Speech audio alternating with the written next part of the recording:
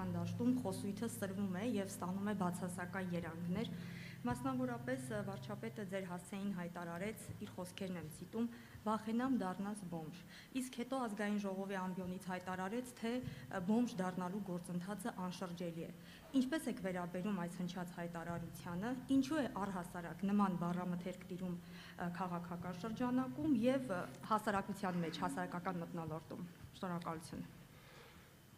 Դե որտե վարչապետը արդեն 8 տարի է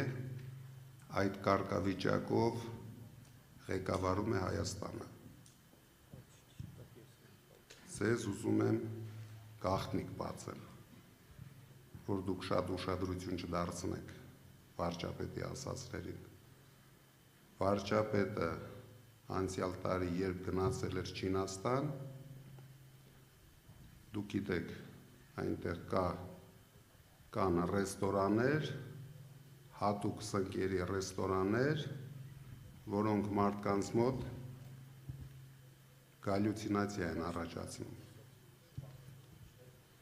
Ինքը այնտեղ փորձել էր, դուրը եկել էր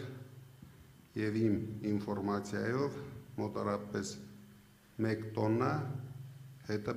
առել բերել է Հայաստան։ Դրա համար ինքը երբ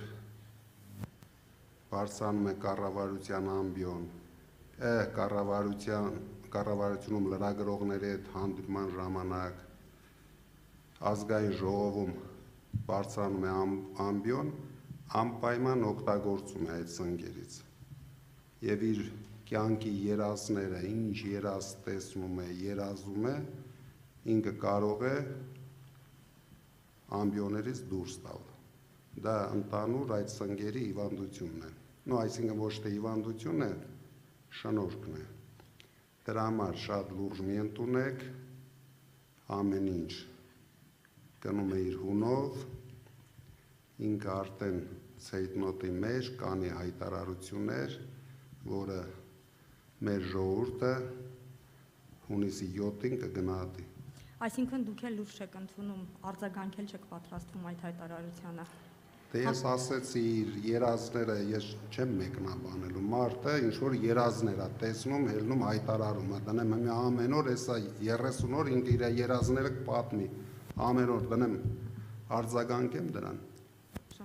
Ինչքան շատ սուն կուլ տա, այնքան շատ բան կանի, պատմի։